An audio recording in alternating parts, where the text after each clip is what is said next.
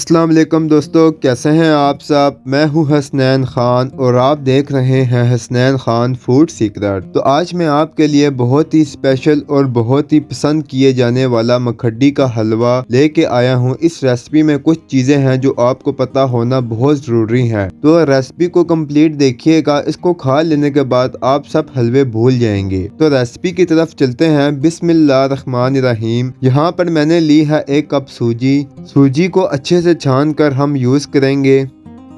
अब इसमें 2 कप दूध के ऐड करेंगे और अच्छे से इसे मिक्स कर लेंगे। इससे सूजी फूल जाएगी और दूध को अच्छे से एडजस्ट कर लेगी। अब इसे कम से कम 1 घंटे के लिए हम रख देंगे।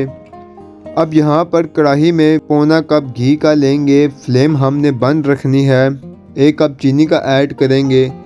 फ्लेम को ऑन कर लेंगे। अब लोग अक्सर क्या करते हैं कि चीनी को मेल्ट करने के लिए फ्लेम को हाई कर लेते हैं और चीनी का कलर बहुत डार्क हो जाता है, जिसकी वजह से जले का फ्लेवर चीनी में से आने लगता है। चीनी को डार्क कलर देने की खातिर इसे जला देते हैं। अब हमने यहाँ करना है, चीनी जैसे मेल्ट होने लगे तो फ्लेम को हमने लो कर देना है और लो फ्लेम पर चीनी को मेल्ट होने देंगे और इसे कलर आने देंगे। जितना भी कलर आपको चाहिए इतना कलर आप इसका कर लें। जितना तहम्मुल से आप काम करेंगे इतनी ही बेहतरीन आपकी चीनी कैरामलाइज्ड होगी। जितना कलर मुझे चाहिए था वो आ गया है। अब इसमें सूजी जो हमने भिगो कर रखी थी वो ऐड करेंगे। फ्लेम को यहाँ पर लो कर देंगे ताकि छींटे ऊपर ना आए।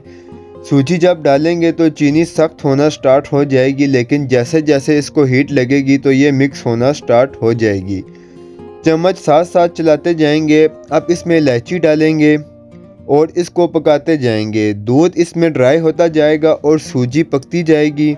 इसको हम ओवर कुक नहीं करेंगे। ये थोड़ा सा लचकीला टाइप बनता है क्योंकि इसमें चीनी हमने कैरामलाइज करके डाली है। तो देखें, इसको अच्छे से कलर आ चुका है और ये पक चुका है। अब इसे निकाल लेंगे। तो अगर आपको हमारी ये रेसिपी पसंद आई है तो इसे एक बार घर पर ज़रूर बनाकर ट्राई करें, कि उम्मीद है कि आपको बहुत पसंद आएगी। अगर आपको हमारी वीडियोस पसंद आती हैं तो लाइक, शेयर और कमेंट करें। मेरे चैनल को सब्सक्राइब करें। दुआओं में याद रखें। हसनैन ख़ान को इजाज़त दें। अगली वीडियो तक अल्लाह हाफिज़।